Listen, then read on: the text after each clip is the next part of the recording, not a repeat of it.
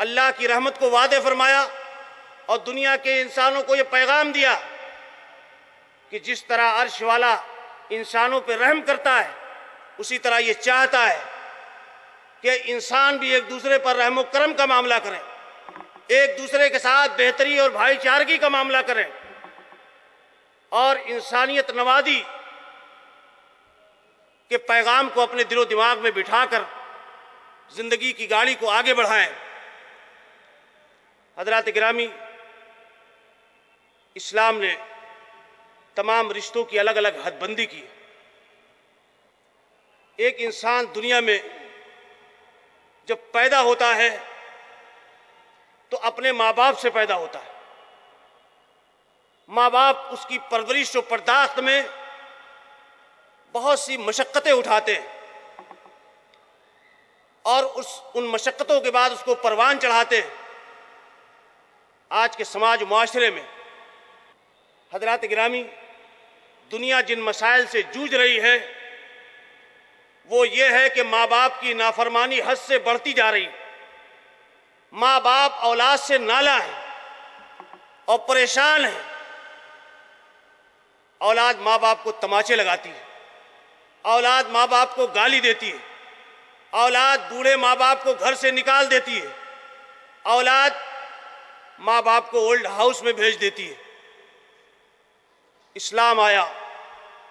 اور اسلام نے دنیا والوں کو یہ بتایا کہ تمہارا کام ماں باپ کے تئیں یہ ہونا چاہیے کہ وَاخْفِضْ لَهُمَا جَنَاحَ الذُّلِّ مِنَ الرَّحْمَةِ، ان کے ساتھ نرمی اور رحمت کا برتاؤ کرو اور ان کو گالی مت دو، ان کو برا بھلا مت کہو، بلکہ ان کے لیے دعائیں کرو۔ اللہ تبارک و تعالیٰ سے یہ کہو کہ رب ارحمہما کما ربیانی صغیرا، کہ پروردگار عالم میرے ماں باپ نے جس طرح مجھ پر بچپن میں رحم و کرم کا معاملہ میرے ساتھ کیا ہے اسی طرح تو ان پر رحم و کرم کا ان کے ساتھ معاملہ فرما۔ اور فرمایا کہ اما یبلغن عندک الکبر احدہما او کلاہما فلا تقل لہما اف ولا تنہرہما وقل لہما قولا کریما، کہ اگر یہ ماں باپ اگر ان میں سے کوئی ایک یا دونوں کا بڑھاپا تمہارے سامنے آئے تو تم ان کو اف تک مت کہو، ان کو جھڑکو مت، ان کے ساتھ برا سلوک مت کرو، بلکہ ان کے ساتھ اچھا سلوک کرو، ان کے ساتھ عزت اور احترام کا معاملہ کرو۔ یہ اسلام کی تعلیم ہے۔ اور حضرات گرامی، اللہ کے نبی جناب محمد رسول اللہ صلی اللہ علیہ وسلم کے پاس ایک آدمی آتا ہے اور پوچھتا ہے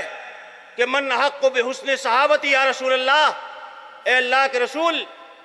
میری حسن صحبت کا زیادہ حقدار کون ہے؟ تو نبی کائنات علیہ السلام فرماتے ہیں کہ امک، تیری ماں۔ پھر اس آدمی نے پوچھا کہ اے اللہ کے رسول ثم من، پھر کون میرے حسن صحبت کا زیادہ مستحق ہے؟ نبی کائنات علیہ السلام نے فرمایا تیری ماں۔ پھر پوچھا کون؟ کہا تیری ماں۔ چوتھی مرتبہ اس نے پوچھا کہ پھر کون؟ کہا تیرا باپ۔ ماں جس نے حمل کی تکلیفیں اٹھائی، ماں جس نے پیار کے ساتھ بچے کی پرورش کی، اس کو اپنا دودھ پلایا، اپنی راتوں کی نیندیں حرام کر لی، اپنا چین اور سکھ سب اپنی اولاد کے لیے تج دیا، اس ماں کو اسلام نے اتنا بڑا درجہ دیا ہے میرے بھائیوں کہ اتنا بڑا درجہ دنیا میں کسی انسان کو حاصل نہیں، رشتہ داری اور قرابت داری کے اعتبار سے۔ حضرت عبداللہ ابن عمر رضی اللہ تعالیٰ عنہ، اللہ کے نبی صلی اللہ علیہ وسلم کے مشہور صاحب، ایک شخص ان کی خدمت میں آیا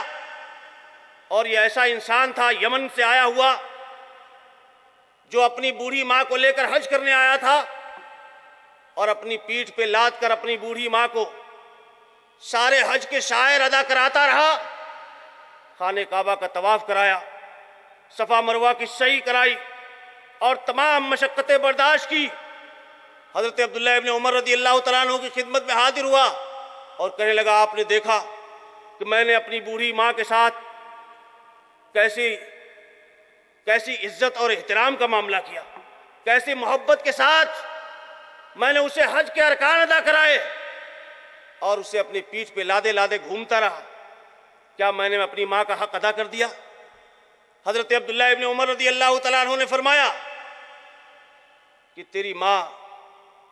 جب تیری پیدائش ہو رہی تھی اور اس پیدائش کے عالم میں اس کے منہ سے جو کراہ نکلی تھی، جو سسکی نکلی تھی اور جو درد و تکلیف کا ایک احساس ہوا تھا، اس احساس سے جو آواز نکلی تھی، تو نے ابھی اس کا بھی حق ادا نہیں کیا۔ ماں کو اتنا بڑا درجہ دیا اسلام نے کہ ماں تمہاری جنت ہے، ماں کی خدمت کرو،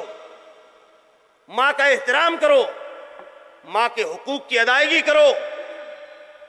اور باپ کے بارے میں کہا کہ الاب اوسط ابواب الجنہ، کہ اگر جنت چاہتے ہو تو باپ جنت کے دروازے کا درمیانی حصہ ہے۔ ایسا نہیں ہے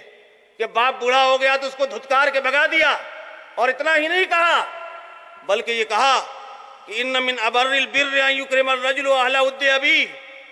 کہ نیکیوں کی نیکی یہ ہے کہ آدمی اپنے باپ کے دوستوں کا بھی اکرام کرے اور ان کی تکریم کرے۔ اللہ کے نبی صلی اللہ علیہ وسلم سے ایک آدمی نے پوچھا کہ اللہ کے نبی، میرے والدین کا انتقال ہو گیا ہے، اب میرے لیے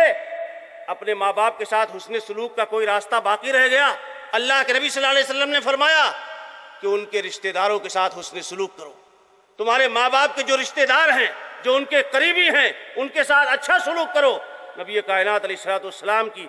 اس تعلیم کو مسلمانوں نے اپنی زندگی میں برتا اور ایسا معاملہ اور ایسا حسن سلوک اپنے ماں باپ کے ساتھ کر کے بتایا کہ ان کا سماج، ان کا معاشرہ رحمت کا شاہکار نظر آتا۔ اور حضرات گرامی، جس طریقے سے اسلام نے بچوں پر ماں باپ کے حقوق عائد کیے، اسی طریقے سے ماں باپ پر یہ واجب اور ضروری قرار دیا ہے کہ وہ اپنے بچوں کے حقوق کی ادائیگی کرے۔ بچے کا سب سے پہلا حق یہ بتایا گیا ماں باپ پر کہ تخیروا لنطفکم، کہ شادی کرتے ہو تو اپنے نطفوں کے لیے اچھی زمین تلاش کرو، نیک اور صالح عورت سے شادی کرو۔ الدنیا کلھا متاع وخیر متاع الدنیا المرأۃ الصالحہ، دنیا سراپا نیکی کا سامان ہے اور اس میں دنیا فائدہ اٹھانے کا سامان ہے، اور اس میں سب سے بہتر سامان نیک عورت ہے۔ اور یہ کہا گیا کہ بچہ پیدا ہو جائے تو اس کا حق یہ ہے کہ اس کا اچھا نام رکھو اور 7ویں دن اس کا عقیقہ کرو۔ اس کا بال بنانے کے بعد اس کی خوشی میں معاشرے کے غریبوں کو بھی شامل کرو، معاشرے کے جو محتاج ہیں ان کو بھی شامل کرو، اس کے بال کے برابر تول کر چاندی کا صدقہ کرو، اور 7ویں دن اس کا بال بناؤ، عقیقہ کرو۔ عقیقہ کرو، اس کے رشتہ داروں کو بلاؤ اور کھلاؤ۔ اگر بچہ ہے تو اس کی طرف سے 2 بکرے ذبح کرو، اگر بچی پیدا ہوتی ہے تو اس کی طرف سے 1 بکری ذبح کرو، اور تمام لوگوں کو کھلاؤ پلاؤ اور اس کا ختنہ کرو۔ پھر بچے کی تعلیم و تربیت کا اہتمام کرو۔ ایسا نہیں ہے کہ بچے پیدا ہوئے اور پیدا ہوتے چلے گئے اور ان کو چھوڑ دیا گیا، ان کی کوئی پرواہ نہیں کی گئی کہ وہ کس راستے پہ جا رہے ہیں، کون سا طریقہ اختیار کر رہے ہیں، کن دوستوں کی صحبت اختیار کر رہے ہیں، بلکہ یہ کہا گیا کہ اپنے بچوں کی تعلیم و تربیت کا اہتمام کرو۔ کہا گیا کہ اگر بچہ 7 سال کا ہو جاتا ہے تو سب سے پہلے اس کو اللہ کے ساتھ جوڑو،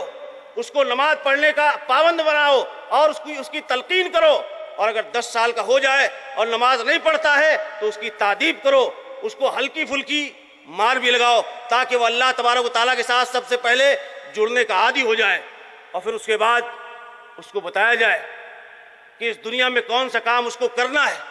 اور کون سا کام اس کو نہیں کرنا ہے۔ نبی کائنات علیہ الصلوۃ والسلام کے سامنے ایک بچہ کھانا کھانے بیٹھا تو اس کے ہاتھ ادھر ادھر بھاگ رہے تھے، تو اللہ کے نبی جناب محمد رسول اللہ صلی اللہ علیہ وسلم نے اس کو بتایا کہ یا غلام سم اللہ، کہ بیٹے جب کھانا شروع کرو تو بسم اللہ کر کے کھانا شروع کرو، اور اپنے کل مما یلیک، اپنے سامنے سے کھانا کھاؤ، ادھر ادھر ہاتھ مت پھیلاؤ۔ اللہ کے نبی صلی اللہ علیہ وسلم نے ادب سکھایا۔ اور اسی طریقے سے نبی کائنات علیہ الصلوۃ والسلام نے دیکھا کہ آپ کے نواسے نے ایک مرتبہ صدقے کی کھجور اٹھا کر اپنے منہ میں رکھ لی۔ اللہ کے نبی صلی اللہ علیہ وسلم فوراً کھڑے ہوئے اور آپ نے ان سے کہا کہ بیٹے کف کف، اس کو تھوک دو، یہ کھجور تمہارے لیے جائز نہیں ہے۔ ہم آل محمد کے لیے صلی اللہ علیہ وسلم صدقے کا مال جائز نہیں ہے، تو بچے کو یہ بتایا جائے کہ کون سی چیز بچے کے لیے جائز ہے اور کون سی